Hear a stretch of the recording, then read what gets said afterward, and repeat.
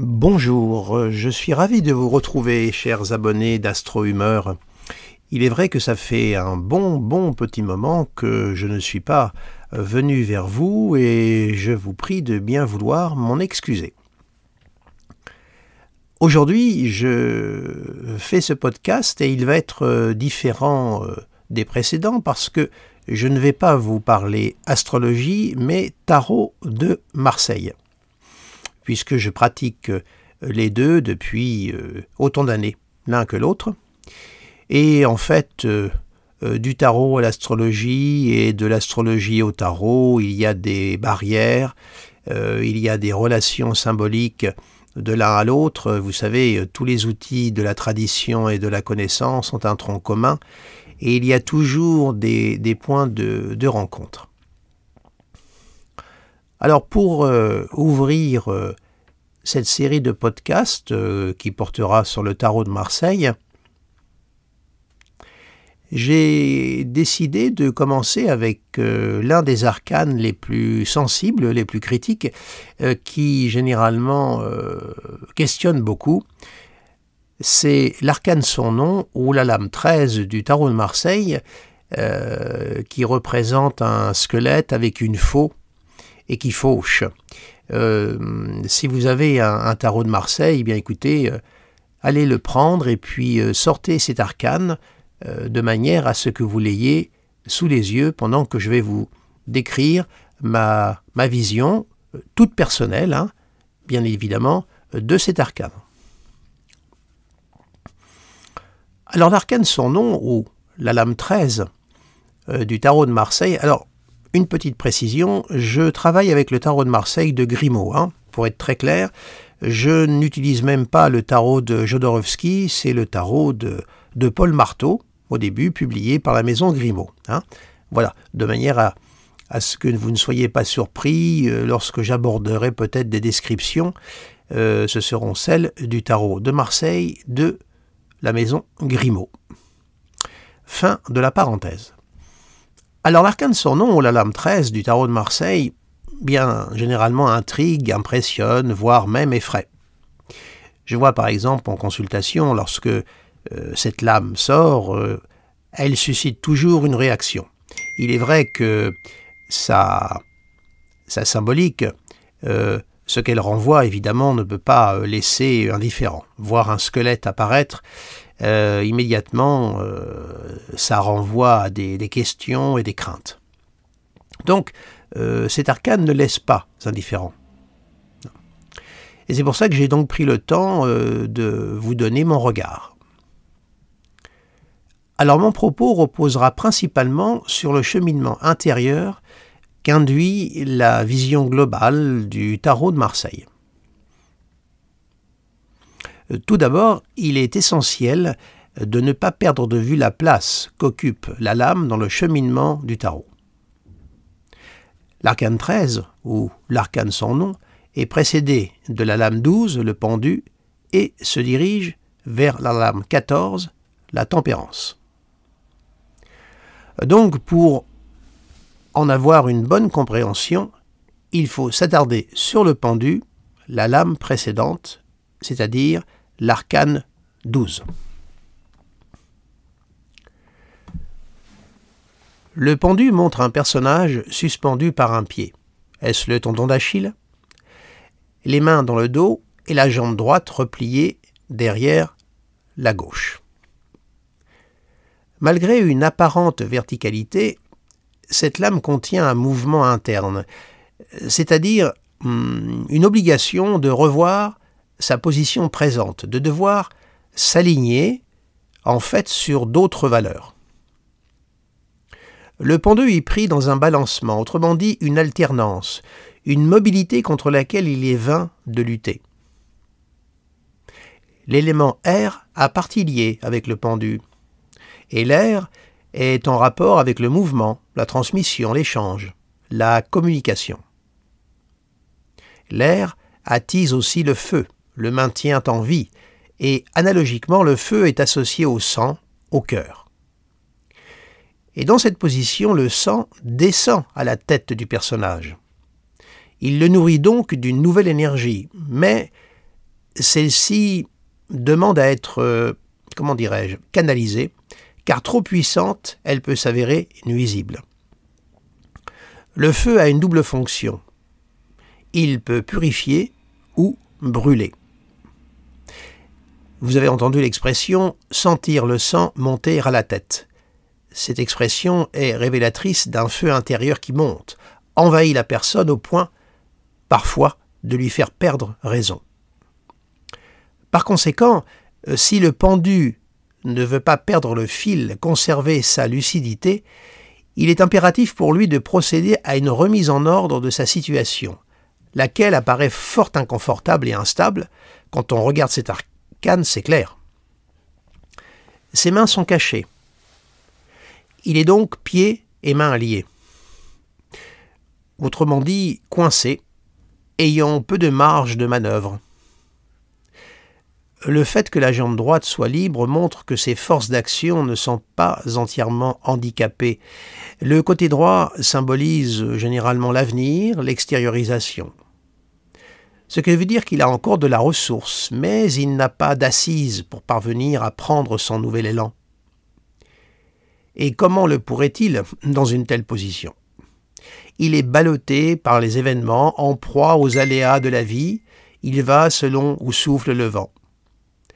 Sa seule issue, se libérer de ce qui entrave son évolution, son avancée. Mais alors, comment? C'est la question qui se pose. Eh bien, c'est par un renversement de perspective. En effet, si vous avez l'arcane du pendu devant vous, si l'on retourne cet arcane, immédiatement, nous en avons une toute autre perception. Le personnage apparaît en état de lévitation, d'apesanteur. Il lui suffit de couper le lien, de rompre l'attache pour qu'il prenne son envol, qu'il détale vers sa propre destination. C'est là qu'intervient la lame 13, ou l'arcane sans nom. L'arcane sans nom, en fait, délie le pendu de ce qui le rattache à sa propre histoire, de façon à ce qu'il puisse se libérer de sa mobilité statique, vous me passerez l'oxymore, à la fois intérieure et extérieure. L'arcane sans nom symbolise donc la nécessité de devoir en passer par une transformation qui implique la totalité de l'être. Il tranche à la base, il ne se contente pas d'élaguer, mais va jusqu'à la racine des choses. Il est en fait le maître d'œuvre de sa propre transformation. Cette dernière, symbolisée par un squelette de couleur chair, sous-tend une nouvelle carnation qui passe, au préalable, par une désincarnation. C'est en cela que cet arcane véhicule l'idée de la mort, mais dans l'acception de mourir à un état pour renaître à un autre. Et c'est d'ailleurs pour cela que généralement, on associe l'arcane 13 à la planète Pluton en astrologie. On peut aussi l'associer également à Saturne, puisqu'on voit un squelette et que Saturne symbolise aussi la charpente et le squelette. Alors, il ne faut jamais perdre de vue que l'arcane 13 est actif, donc vivant en fait. C'est là que réside le paradoxe de cet arcane que l'on appelle à tort la mort dans un grand nombre de tarots.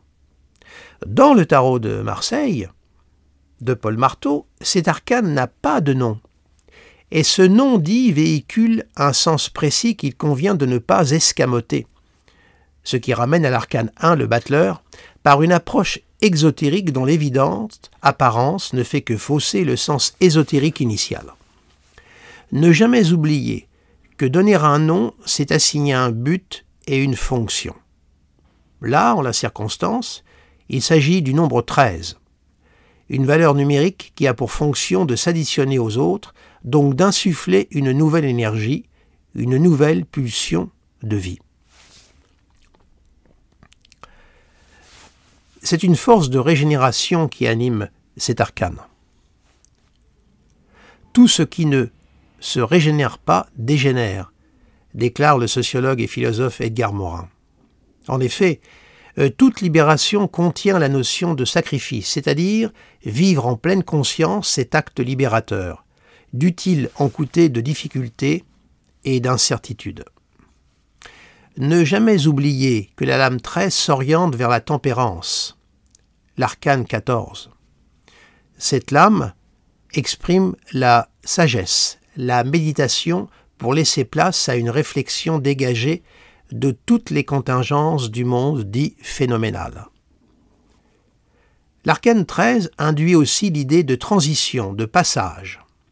L'être doit encore s'éprouver, se mettre à l'épreuve pour atteindre la sérénité symbolisée par la tempérance, laquelle marque une nouvelle perception du temps. Dans la langue des oiseaux, qui était la langue des alchimistes, la tempérance, c'est le temps et l'errance. Et l'errance, c'est errer dans l'erreur. Et si on ne veut pas errer dans l'erreur, il faut accepter d'aller à la rencontre de son propre temps, autrement dit son temps intérieur. Alors maintenant, comment considérer l'arcane 13 lors d'un tirage de tarot? Alors vous aurez remarqué que l'iconographie de cet arcane suscite souvent de l'inquiétude de la part de ceux qui le sortent durant une consultation. Là, je m'adresse à toutes mes consoeurs, confrères tarologues et même aux amateurs du tarot. Et même pour soi, quand on tire le tarot et qu'on sort l'arcane 13, ça marque toujours un arrêt. Alors dans ce cas, il convient de calmer le jeu, de connaître la situation de l'intéressé de manière à ne pas verser dans une interprétation de bas étage du type « Maison Dieu plus le chariot plus l'arcane son nom égale grave accident de voiture » ou « Arcane son nom plus la justice égale ruine ». On verse là dans une forme d'imprégnation psychique très grave, puisqu'elle place la personne devant un événement qui ressortirait du fatum, autrement dit, de la fatalité. La pire des façons de pratiquer le tarot. Lorsque l'arcane 13 apparaît dans un tirage, il faut impérativement l'interpréter en fonction des lames qui l'entourent. Il est préférable de ne jamais l'interpréter isolément. Ceci est du reste valable pour toutes les lames du tarot, mais en particulier pour cette lame. Par exemple, si vous avez l'habitude de pratiquer le tirage du tarot, c'est-à-dire tirer une lame le matin pour avoir une idée de l'atmosphère de la journée et que cet arcane sort, il faut dans ce cas tirer une autre lame afin de les conjuguer ensemble. Globalement, et en fonction du secteur dans lequel se situe cet arcane, la personne va devoir revisiter de fond en comble la situation qui la préoccupe. Elle devra procéder à une analyse approfondie des choses, accepter de marquer un temps d'arrêt afin de bien prendre conscience des tenants et des aboutissants. Si ce n'est pas d'elle que vient cette nécessité, il est probable que ce soit dans ce cas un événement extérieur qui l'obligera à se remettre en question et à devoir vraisemblablement redéfinir ses objectifs, voire se réorienter. Sur le plan affectif et sentimental, cet arcane peut marquer des coupures. La nécessité de faire le point sur la relation. La personne peut sentir que quelque chose est en train de muer en elle et ne parvient pas à en comprendre exactement le pourquoi. Passage fragile qui réclame beaucoup de prudence. Dans le cas où la personne serait seule, l'arcane 13 peut marquer la fin du célibat et un renouveau sentimental. Ou alors, la personne fait le deuil de sa vie sentimentale sans que cela soit un poids pour elle. Elle se sent en quelque sorte libérée et capable d'envisager sa vie sous un autre jour. Ne jamais oublier la notion de mort et de renaissance de cette lame, ce en quoi elle est étroitement liée à la symbolique de Pluton en astrologie. Sur un autre plan, l'arcane 13 a une grande portée spirituelle. Elle signe la capacité d'analyse, d'introspection, d'intuition, de puissance psychique. Par exemple, il n'est pas déplacé lorsqu'une personne traverse une phase très difficile et que cet arcane sort en position de force, de lui conseiller de suivre une psychothérapie ou autre. L'aptitude à explorer les profondeurs de la psyché est du registre de cet arcane.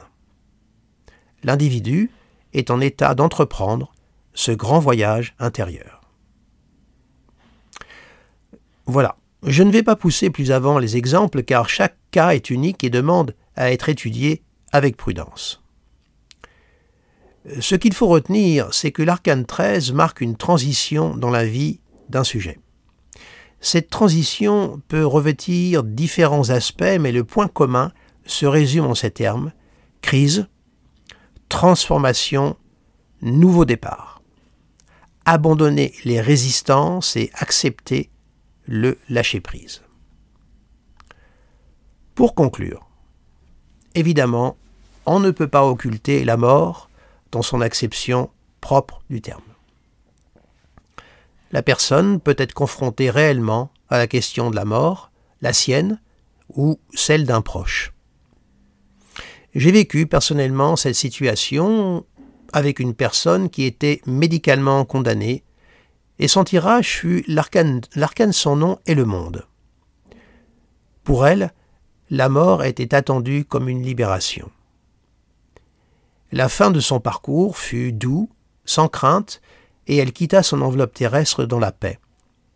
Ce qui ressort de la symbolique de la lame 13 et de l'arcane 21. Là aussi, renversement de perspective. La peur de la mort est devenue la mort de la peur. Mais il y a tant d'interprétations à donner pour un même tirage. Avoir l'âme attentive et prendre en considération la réalité de l'autre, telle est la clé d'une très bonne interprétation et lecture du tarot de Marseille. Voilà, ici s'achève ma présentation, toute personnelle, comme je vous l'ai dit, de l'arcane 13 du tarot de Marseille. J'espère que cette présentation vous aura apporté un éclairage, vous aidera peut-être à avancer dans votre pratique et connaissance du tarot de Marseille. Je vous remercie de votre disponibilité, de votre fidélité. N'hésitez pas à vous abonner à mon podcast Astro Humeur et puis, si vous le jugez bon, eh bien de faire connaître et de partager mes mises en ligne. Voilà, je vous remercie de votre attention et je vous dis à très bientôt.